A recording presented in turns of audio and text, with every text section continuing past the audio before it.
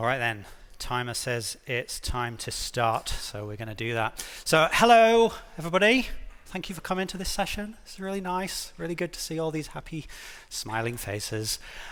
So my name's Steve and I work at Microsoft. I'm on the ASP.NET team. And I'm very, very excited to come and tell you about this thing, Blazor. But before we start, let's do a quick hands thing. How many of you have heard of this and feel like you've got some idea of what the idea of this thing is? Oh, that's good. That's like 2/3 of you. All right. Okay, cool. So just for those of you who are not sure about what this thing is, well, Blazor is a new single-page application framework that we on the ASP.NET team are creating. Now, at the moment, it's an experimental project and we don't know when it's going to ship, but it is our intention to ship this. We are making it available now as something that you can try out and give us feedback on as we build this up towards something that we can call a proper product.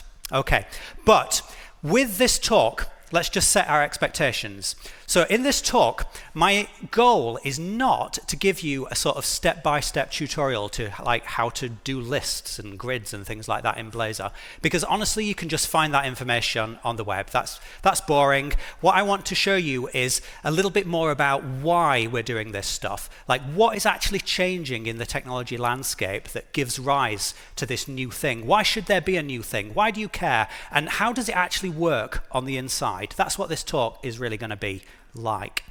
So to get to that stage, we need to start by understanding a little bit about what the current status quo of web application development is. So this is probably quite familiar to most of you. I'm guessing most of you work on web applications of one kind or another. So your conventional situation is that you've got some code that runs on the server. Now it might be .NET, it might be Java, Node, Go, something else like that. It's going to run on some server somewhere. Maybe they're in the cloud, maybe they're just some dusty box under your desktop, but whatever, it's on a server. And then you want to make some UI appear in people's web browsers. And to do that, you're going to use one of these things, a single page application framework, something like Angular or React or Vue, something like that. Now, whichever one of these things you use, ultimately it's running on the JavaScript runtime. Okay, now maybe you write your code in TypeScript or something else, but it's going to compile to JavaScript. So basically, you're writing JavaScript code. And then you deal with making these two sides of the wire talk to each other. And that's okay. This is fine. But it's a little bit sad that over on the left there in server world, you've got a lot of flexibility and choices. You can use whatever language you want. You can use whatever technology stack you want.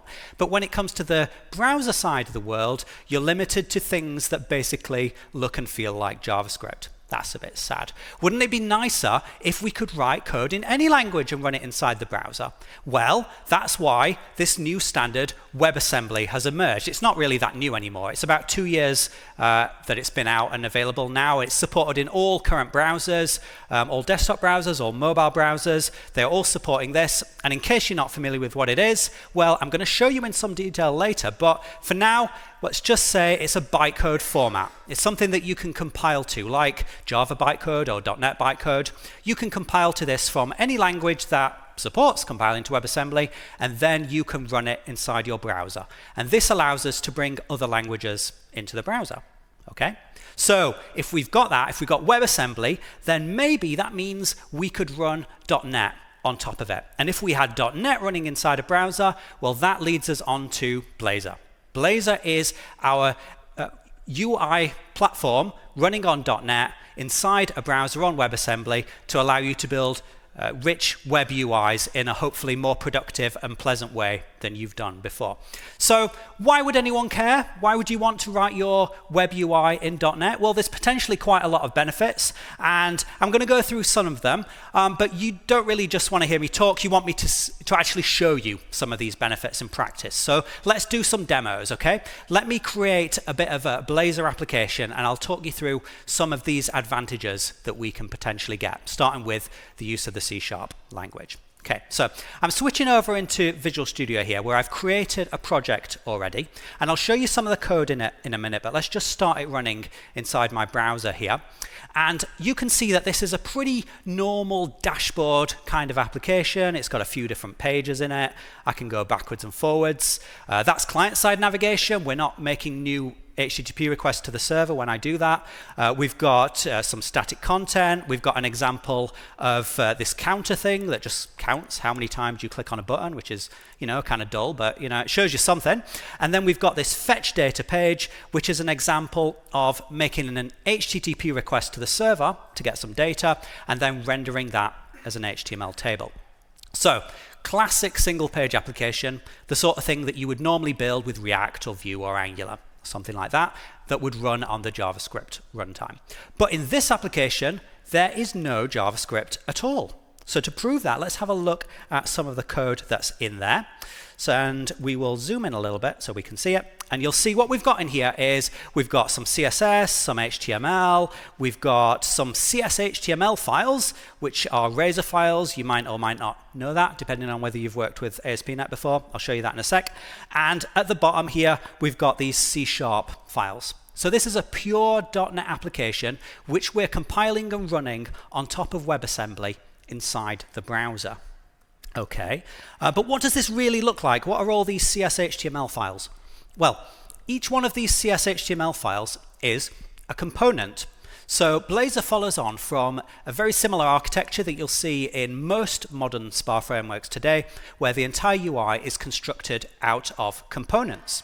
And a component is basically any piece of UI. It can be the entire application UI, it can be a layout, it can be an individual page, it could be just a small group of HTML elements, whatever you want. It's just components all the way down. You can nest these things and build a complex UI out of them. So, show you examples then. So let's start with the simplest one. Here we've got a bit of static content. So what does it take to have some static content? Well, it's completely trivial. So let's zoom in a bit. So as you can see, the simplest component is just some static HTML markup. We've also got this page directive at the top that says this is the component that we're going to use if the user is on our home page. Okay, so that's just static markup. We can also put some dynamic stuff in here, like this counter. And the code for that looks like this. Okay, what we've got is, again, we're using this page directive to respond to this particular URL. And then down here, we've got a functions block. And because this is a .NET application, we can put some arbitrary C# code into here. And so that's what we're doing. We've got this current count field, which starts at 0. And then in our markup, we're using Razor syntax, which is a way of using C# from inside HTML to display the value of current count right there. Then we've also got an HTML button, and we're saying when this button is clicked, we're going to call this C# method increment count. And the increment count method just does what you think it would do. It increases the value of current count, and the UI updates, and everyone is happy, and we get very rich. Okay, so that's a very simple component that displays some dynamic data. What about this one? This is a little bit more involved. It makes an HTTP request to the server. Let's have a look at the code in there. So again, we're using this page declaration at the top there. We're also using inject. And inject ties into ASP.NET's dependency injection system, and that gives us an instance of HTTP client, so we can make some requests. And if we look down here, right at the bottom, you'll see when this thing starts up, we're asynchronously going to do an HTTP GET request for some JSON data, and we're going to get that from this plain JSON file, just to show you that we can. And when that data comes back, we're going to deserialize it as an array of weather forecast objects. And we've defined the weather forecast type here as a nested class, and that defines the type of stuff on it. And then up here, we can use Razor syntax to say we'll iterate over each of these forecasts, and for each one, we'll display a little bit of HTML stuff. Okay? So I hope that seems reasonably straightforward so far. A component is a file that you can put some C# and some markup in, and then you can make it do whatever you want. You can do loads of stuff with components. You can nest them together, you can pass parameters into them, you can have events on them, you can do all kinds of cool stuff, and I'll show you a little bit of that as we go through. Okay, so we can use some C# to build our application. What else could we do that's useful? Well, we can take advantage of the full .NET ecosystem, and that gives us access to a very wide range of built, ready-made functionality. So an example of that, let's say you've just built this application and you show it to your manager or some business analyst in your company. What's the business analyst going to say? Well, the first thing is they'll say, oh, that's really cool, well done. Now I need to be able to export that data to Excel so I can do some business analytics on it. And you'll say, oh, okay, fine, right, I'll make you a CSV file. And they'll say, no, I don't want a CSV file. I want a proper spreadsheet. I don't want plain text. I want colors, I want formatting, I want graphs, I want formulas, I want all that stuff. And you think, oh, great, so, right, how am I going to make this Excel spreadsheet for you? And the answer to that is very easily, because it's the sort of problem that .NET developers solve every day, before the morning coffee, because it's very, very basic. What we're going to do is we're going to go and get a ready-made .NET package from the NuGet package manager that helps us to make Excel spreadsheets. So I'm going to go to Manage NuGet Packages, and I know the font's a bit small here, so I'll zoom in a bit. Now, I've already downloaded this one, just in case the network connection was a bit dodgy. This is EP+. It's like the number 7th most popular NuGet package of all time or something. It's millions of downloads because we all need to make spreadsheets, right? So I'm going to add this to my project here, and we'll get rid of all this stuff that it displays. And now I can start making a spreadsheet. So what am I going to do? First, I want to add a button that when you click it, it's going to trigger the download. So down here, inside my markup, I'm going to use an HTML button. Let's zoom out a bit. All right, we'll have an HTML button, and we'll say when you click it, we're going to call this method download file. And Visual Studio says, hang on, there is no download file method, and that is going to be a problem for me. So you think, all right, fine, I will create you a download file method. And the empty download file method is going to look a bit like this. Okay, so it doesn't do anything, just logs something to the console. All right, so now how do we actually create this spreadsheet? Well, we go and read the docs for EP+, and it tells us that in order to get started, you need to construct a new Excel package, and then we can add a forecasts worksheet to this spreadsheet. And then finally we'll say, okay, we want the browser to download this as a file, and the contents of it will be the bytes from our Excel spreadsheet. Okay, so let's compile that. And then I'll go back and I'll run that in my browser, and hopefully we'll actually download a spreadsheet when I click a button. So when that comes up, we've got our download button. I click on it, and what does it do? It says, aha, okay, we are trying to open forecasts.xlsx, and I click on that, and it's going to do the thing. It's going to open it in Excel, but it's going to be empty, right? Well, it's not quite empty. We've got this forecasts worksheet down here, you can just about see, but I didn't put any actual data in it, so let's put some in, shall we? So I'm just going to start dumping in some big blocks of pre-prepared code now.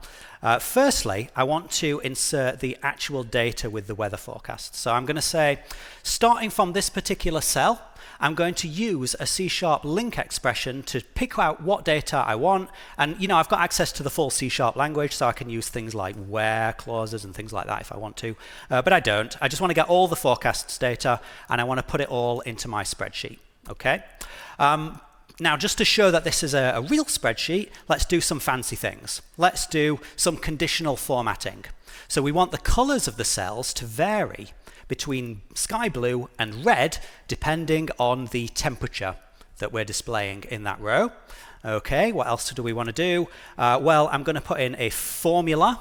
So I'm going to compute the temperature in Fahrenheit based on the temperature in Celsius using this Excel formula. Okay, and what else? Well, I'm going to dump in a big pile of markup, a big pile of text that you won't have time to read, and it's just going to say, let's set loads of things like horizontal alignment and background colors and bold fonts and other things like that, just to show that we can do all that sort of thing. So now when I reload and I come back and I download, this time, hopefully, when I open my spreadsheet, it won't be empty, it will actually contain the data that we've had in the UI just there. And that is a real spreadsheet, it's not just static. So if I change this 33 to let's say -5, then you'll see the cell becomes blue because of the conditional formatting and the temperature F updates and so on. So it's a real spreadsheet. Okay, very good. All right, so what was the point of showing that? It's just to show you that we can take whatever we want from the .NET ecosystem and we can bring it into the browser, run it as part of our Blazor application under WebAssembly. Now, finally, what's this about full stack development? Okay, well, the application that we've got here, the code in this application, this is a true client-side application. It does not depend on there being any .NET on the server at all. When we publish this, it's just static files as far as the web server is concerned. You can serve this from a Node app or PHP, or you can serve it from GitHub Pages or Azure Blob Storage or anything you want. It doesn't matter what's on your server. It's just static files, and I'll show you what those files actually are later. Okay, so standalone Blazor app does not depend on you having .NET on the server.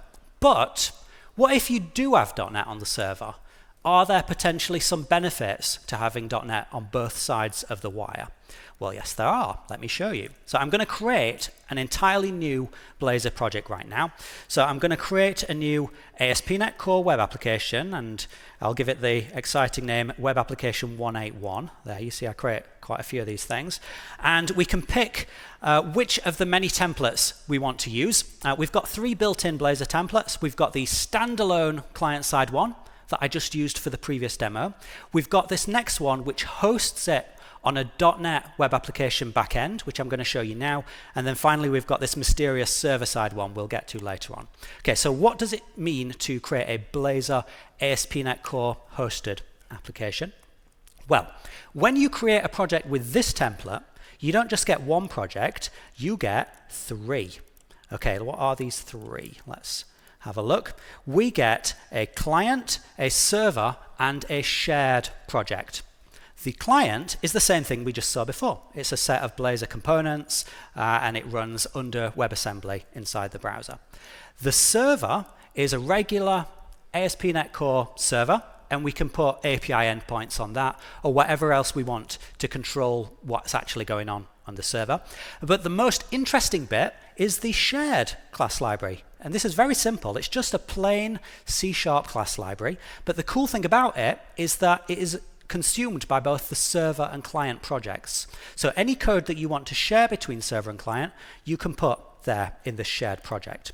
So let me just run this, and you will see that it does the same thing that we saw with the other application. Okay, so it looks the same, got the same functionality in it. But one thing that's a little different this time is this weather forecast data. It's not coming from a static file anymore. It's now coming from a real API endpoint on the server. And specifically, it's this one. It's this weather forecasts action, which is returning, random weather forecasts. But the important thing is we're returning an enumerable of weather forecast objects from the server here. And then on the client, you'll see down at the bottom, we're fetching the weather forecasts objects. So the server sends a weather forecast, the client receives a weather forecast. We don't have to define the weather forecast type inside our client project because that is coming from the shared project. So server and client are trivially sharing code, not just necessarily for fixed fields like this. We can put actual logic in here or validation rules. Anything we want to share between server and client can go there. So that potentially gives us a very productive way of building a full stack web application. Now there's other benefits of running on .NET Core as well. .NET Core is incredibly fast by modern standards. The tooling that we have for .NET Core in Visual Studio and VS Code is absolutely industry leading. Everybody is well aware that the IntelliSense is really good, and it's very nice to work with as a developer. And also, it's a stable ecosystem. .NET is expected to be used for projects that live on the order of 5 or 10 years or 15 years. We don't completely change stuff like every 3 months. So, you've got some decent guarantees that you're going to be able to build your project over the long term here. Okay, so that's some of the benefits of doing this, but I now want to switch gears a bit and think about how does this stuff actually work? What is going on behind the scenes here? Well, the way this works is a combination of 3 technologies working together. So I'm going to show you each of them in turn to build up this sort of layer cake here of technologies. And the bottom of the stack here, the place where it starts, is with WebAssembly. And I just told you a minute ago that WebAssembly is a form of bytecode that you can run in your browser. But have you actually seen WebAssembly bytecode? Do you know what it looks like? Do you know how to create the bytecode yourself? Let me show you. I'll give you a little demo. So let's see. Can I just change this font size a bit? Let's have... No, I can't. Never mind. All right, so I've got some files here. I've got this file fibonacci.c, and that is a very simple implementation of building the Fibonacci series in C. Now, the Fibonacci series is just a series of numbers that's defined mathematically. It goes 1, 1, 2, 3, 5, 8, something like that. I don't know. And there's a simple rule that defines each term in the series, and I've written that in C. Okay, so if I show you the source code for Fibonacci.c, hopefully it'll not be too scary, even if you've not seen C before. It's got a main function. It's saying we want to call print Fibonacci to get the first 10 terms from the series, and print Fibonacci takes that number of terms, and then it loops until we've printed all the terms we want. We print the current one, we compute the next, we print the next, we compute the next, and so on. So that's written in C, and I could compile that to make a native application if I wanted. But I don't want. What I want is to compile to make a WebAssembly application. So I'm going to do so using the emscripten C compiler, which is the compiler that everyone uses to create WebAssembly bytecode. And I want it to compile Fibonacci.c to produce a version of Fibonacci that can run under JavaScript. Okay, so when that has done its job, if I view that, you'll see we've just created these two new files. Fibonacci.wasm here on the right, that's the actual bytecode for this application. Well, for this, trivial few lines of code. And I'll show you what's in there in a minute. Also, Fibonacci.js is something that you can load into your browser in a normal way to execute it. So it's a wrapper around the WebAssembly file. So if I want to actually run this, I need to load it in a web page. So I've got this index.html. Let me just show you what's in there. Not very much. Probably not even technically valid, but it's good enough. All it is just a script tag that loads Fibonacci.js. Okay, so let's start running that in a browser. Okay, let's go to localhost port 8080, and we'll open the console, and you'll see that we do indeed run the thing, and it generates the first 10 terms of the Fibonacci series. Okay, but what is this code that's actually running? What does it look like? I'll switch over to the debugger tab, and let's have a look and see what we've got. Well, if only I had a big enough screen to do that. All right, there we go. All right, then, so what we've got here. Oh, actually, I want to compile this again with debugging enabled. I want source maps here, so I'm passing this extra parameter. Okay, so now I've done that, I'm going to be able to show you this in a more useful way. Because we've got source maps, you can see we now see the actual C source code here in the browser's debug tools. And I can even set a breakpoint on it. So how cool is this? We've just compiled some C code to something that can run in a browser. We can see the C code, and we can step through it in a debugger in the browser. Okay, so that's pretty awesome, but we're not really running C here. What we're really running is WebAssembly bytecode. What even is that? What does it look like? Let's have a look at the actual underlying bytecode that's being shown in the form of C. So if I switch over here, this is WebAssembly bytecode. Okay, so normally on disk it's in a binary format that you can't possibly read, but Firefox shows it to us in a human readable, well, I don't know if it depends. If you're the right kind of human, then maybe you can read this sort of thing, but it's difficult to make sense of, I appreciate. But we can understand some of it. I hope so anyway. If I scroll down a bit, you might see some bits that make sense. Okay, we've got a function called print Fibonacci. All right, and what does that do? Well, it does things like it declares a couple of consts, 0 and 1, and that happens to correspond to these two constants here in our C source code. And then what does it do? Well, it does a loop, just like the loop in our C code, and it does lots of numerical additions and things, and then eventually it calls printf, and that's going to actually print stuff out. So if we wanted to, we can set our breakpoint here inside WebAssembly and start stepping through it like that. So this is what WebAssembly bytecode looks like. It's a stack-based virtual machine that operates on a bunch of different numeric types, and it's very, very fast. Code compiled to WebAssembly typically will run within a factor of 2 of the equivalent native code. So if I just compiled this to native x64 machine code and ran it, it would only be about twice as fast as running it under WebAssembly in Firefox at least. Other browsers vary slightly. Okay, so that is the bottom of our cake there, WebAssembly. And once we've got that, we can build on top of it something like .NET. So how could we run .NET on top of WebAssembly? Well, one way that's quite obvious is we could somehow translate the .NET code into WebAssembly code. And if we could do that, it would run. So that's the first way we could do it. The other way we could do it, the way that we actually have done it, is we could compile the .NET runtime itself to WebAssembly, and then we could just run normal .NET assemblies on top of that. So that's what we've done. We've taken the mono runtime and compiled it to WebAssembly so it can run inside a browser. Now, why did we do mono? Well, mono is one of the 3 .NET runtimes that Microsoft makes. And why are there 3 different ones? Well, historical reasons. But the point is, as a developer, you don't really need to care about the differences. They all can run .NET code. You just use whichever one is available on your platform. And mono is the one that we can compile to WebAssembly because it's the most portable of them all. So how does mono run on top of WebAssembly? Let me show you. So here's our application from before, remember. Now let's think about what we're actually sending to the web browser here. This is the initial HTML that's going to the browser. You can see it doesn't have a lot in it. The only interesting thing it's got in it is this script tag, which is going to load blazor.webassembly.js. And that is a standard JavaScript file that ships inside Blazor, and that is what knows how to load up the mono runtime under WebAssembly and load your .NET application into it. Okay, let's actually see that happening then. Let's see what we're sending over the wire. If I go over onto the network tab here and I hit reload, then we'll see what we're actually transferring to the browser is the following. Firstly, we're sending that HTML file, which I just showed you, and that tells the browser to load this CSS and this JavaScript file and other things. And after it's done that, the blazor.webassembly.js file is going to load mono.js and mono.wasm.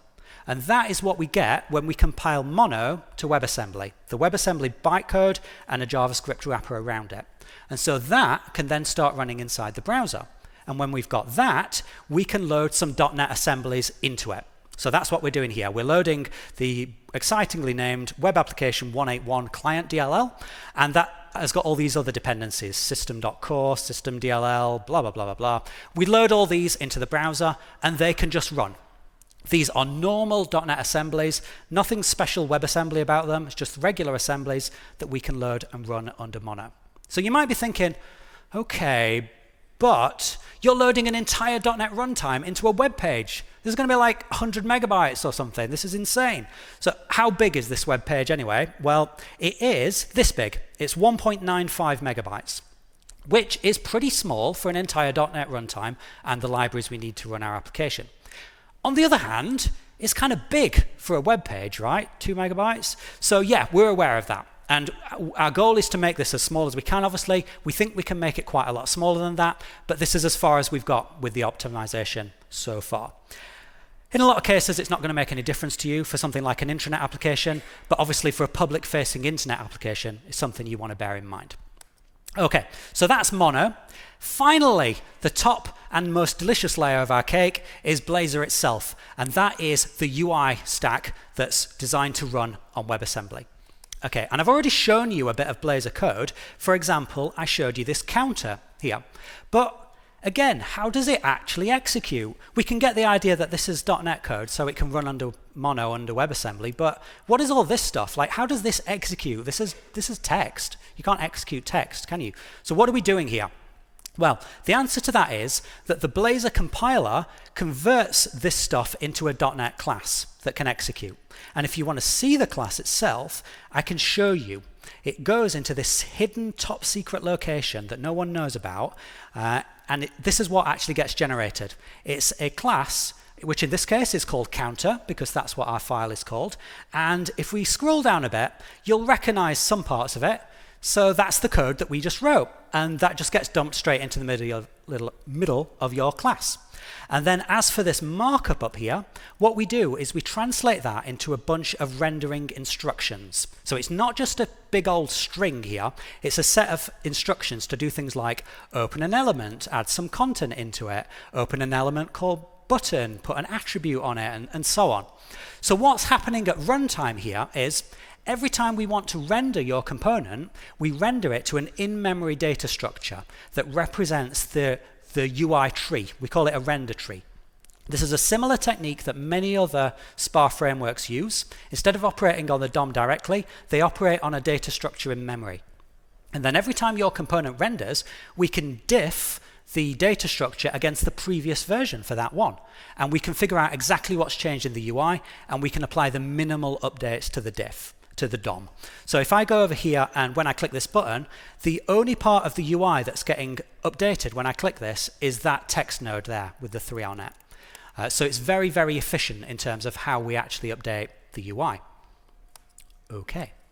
So that is our completed wonderful technology cake there, going all the way from WebAssembly up to Blazor running on top of that. But I've only shown you one side of the story so far. There's actually more to Blazor that you can do than just build applications like that. So let me tell you about other ways that you can run this.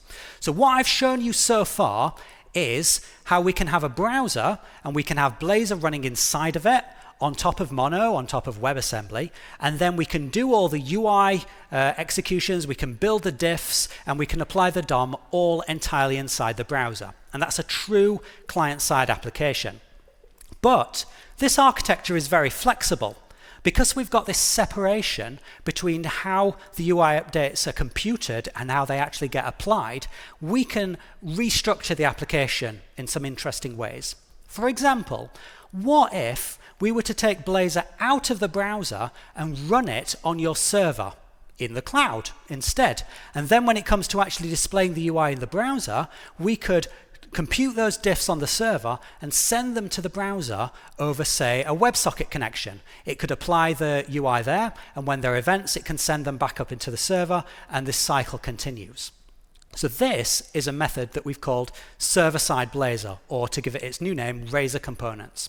So this approach turns out to be extremely compelling in a lot of situations. I'll talk about some of the pros and cons in a minute. But a lot of people are very, very into this approach. And do you remember before I said that the client-side version of Blazor is it's experimental? We don't know exactly when it's going to ship, even though we do plan to ship it. Well, the server-side version of Blazor, that's not experimental. We know exactly when that's going to ship. That is committed to be part of ASP.NET Core 3.0. So that's something that you are definitely going to be able to use in production pretty soon. Okay, so I'll talk about the pros and cons of this in a minute, but let me just show you it actually working to illustrate what I've just said. So I'm going to switch over yet again to another project, and this has been built with the Blazor server-side template. So when I run this now, you'll see that once again it looks more or less the same and behaves the same. I've got this extra page at the bottom, which we'll get to in a minute, which I've added for this demo. But you know, it does the same things. But actually, I want to show you this in Chrome because it's got a better debug tools for WebSockets. So first thing to notice is, look how quick this loads. When I click reload, it's just boom, it's just there. And in terms of what we're sending over the wire, it's far, far more minimal. When I reload with hard reload, so it's not using the cache, you'll see that it's not 2 megabytes anymore, it's 100 kilobytes. So it's far, far more lightweight. In fact, we could make this much smaller. We could probably get this down to about 30 kilobytes, particularly if we took all the bootstrap and stuff out of it. So it's very lightweight. And we're not fetching the .NET runtime into the browser anymore. What we're doing instead is we're opening a WebSocket connection back to the server. And that's what this _Blazor request is here. That's for a WebSocket URL. That's the WS there in the URL. And if I click on that, we can see what's going over the wire, or we can a little bit. You'll note that whenever I click this button, you'll see a little bit of traffic goes across the wire. So we're sending a message to the server to say, hey, there was this event. That's a 371 byte message. And the server says, OK, here's the updates to the UI in response. And that's 61 bytes coming back. And then we've got some bits of housekeeping that come with it as well. But the point here is it's extremely lightweight. The total amount of traffic in response to an event like this is measured in the tens or hundreds of bytes. It's incredibly minimal in terms of wire traffic. Okay, so that is showing you it working, but Let's talk about the pros and cons of this compared with client-side Blazor for a minute. So on the pros side, the most obvious one is that it takes all the load away from the client. The client becomes an extremely thin client. All it has to do is apply these UI diffs that the server gives it. So you're sending it very, very little code. You're just giving it the actual UI. It's incredibly fast. It works with the most ancient browsers. It's very, very compatible with whatever kind of client you want. Because we're running the code on the server now, we're running it on the full .NET Core runtime, which means that there's absolutely no scenarios where you're limited in terms of what code you can write. You've got access to your full server runtime, all the resources available on your server, and everything is going to be stupendously fast. And then finally, in terms of simpler architecture, well, I'll explain that in a minute, but let's just talk about the cons as well, because there are some.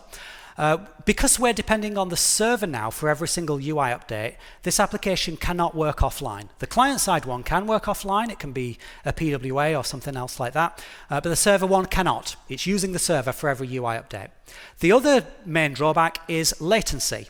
Now, this is the sad thing about physics. The physicists have not yet figured out any way to make light any faster, and light is disappointingly very, very slow. So if your server is 200 milliseconds away in terms of speed of light, well, it's going to take 200 milliseconds for every UI update. That's just like basic physics. We can't do anything about that, unfortunately. So for an intranet application or a geographically distributed application, it's not an issue. But if you are for a public application, if your server's in Australia and you're here, going to be a bit of latency. So you have to bear that in mind. And finally, you're using your server resources for every single UI update. So you're paying the cost of that CPU time, which is different from on the client, where the client brings their own CPU time and you don't have to pay for it. Okay, so what do I mean by simpler architecture? What I mean by that is you potentially can remove one of the layers from your architecture diagram. Normally, when you've got some code running on the client, if it wants to run some code on the server, you have to go through some HTTP endpoint. So you want to do a database request, you're going to make an HTTP call, and then it does the database request. But with server-side Blazor, your code is already on the server, so you don't have to go through an extra hop to get to the server. So to give you an example of the benefit of that, let's consider some kind of funky machine learning scenario. Okay, so I've got this reviews page over here where I want people to write some reviews of, I don't know, stuff in general, okay? And our business analysts tell us that it's good for business when people write happy reviews and it's bad if people write sad reviews. So we need to know if someone seems too sad, and if they are, we're going to block them from submitting the review, okay? That seems reasonable. So to do that, we're going to want to do some fancy machine learning thing to figure out whether the user is happy or sad. But we want to run that on the server because our machine learning model is very computationally expensive, and even if it wasn't, it's highly proprietary, and we don't want to disclose how it works to the client. So here's how the code for this is going to work. We've got this reviews component here, which says, tell us what you think. It's got a button, which, to be honest, doesn't do anything. And then we've got a text area below that, and we've got an onInput event. So every time there's a keystroke, we're going to call this update score method. And it's going to figure out what text the user has just entered, and then it's going to call our machine learning model. This is a real ML.NET model. I'm not going to go through the code, but it's kind of simple. So it takes some text input. It produces a probability of happiness, where 0 is like desperately sad, and 1 is the highest level of ecstasy that a human being can possibly experience. Okay, then we're multiplying that by 100 to get a probability, and this is what we're doing. So I'm loading a pre-prepared machine learning model called sentiment.zip, and I can predict someone's happiness based on that. So I am then predicting their happiness, and then I'm passing that updated happiness to the happiness scale. The point of me showing you this is just that I don't have to go through an HTTP request to do that. If I want to call some server-side code, I just call it because my code is already on the server. So if I'm over here and I write, this is terrible, it sucks, I never want to see this again, you can see that the user is extremely unhappy. But if we change it to, this is great, it is nice, I want to see this again, then we know that our user is much happier and we can accept their review. All right, so that's server-side Blazor, okay? Finally, the third way that we can run a Blazor application. What if we want to build a native desktop app? We didn't think about that. So what if we want to build a Windows application or a Mac or a Linux desktop application? Could we use Blazor for that? Yes, we could. So we could take the same Blazor components that work client-side on WebAssembly and that also work server-side, and we could run them on type of .NET Core, which is cross-platform, okay? If you didn't get the message yet, it's been cross-platform for several years now. So we can run Blazor on .NET cross-platform and use that to update the UI inside an Electron application. Let me give you a very quick example of that. So we did an experiment to see if we could port the Azure Storage Explorer desktop application to Blazor. And so that's what this is. So it looks like a regular .NET application. It is a .NET application. It's all nice and fast. It's very scalable. You know, we've got this grid with 100,000 items in it. We can do all the things like fetching some stuff from a network. So let's see what we've got inside. The ASP.NET Core test account. We've got some screenshots that someone's added of something. I can download that. I can launch that in the operating system image viewer. So here, I've got a screenshot of something from Windows. Great. And this is a set of Blazor components. Everything you see here is a big nested hierarchy of Blazor components, which is running under Electron to produce a very responsive cross-platform desktop application. So that's yet another way that you can use your Blazor components. So there we go. That is hopefully pretty much the whole story of what we can do with Blazor at the moment. It's an actual single-page application framework that's built with .NET. It's got all the kind of features that you would need to build a realistic, large application there. We can run it on the client. We can run it on the server. We can run it under Electron. And you should try it out. So to try it out, go to blazor.net, download it, follow the tutorials, and become a more happy and fulfilled person. So I hope that's fun for you. Enjoy the rest of your conference, and remember to press the buttons on your way out. Thank you.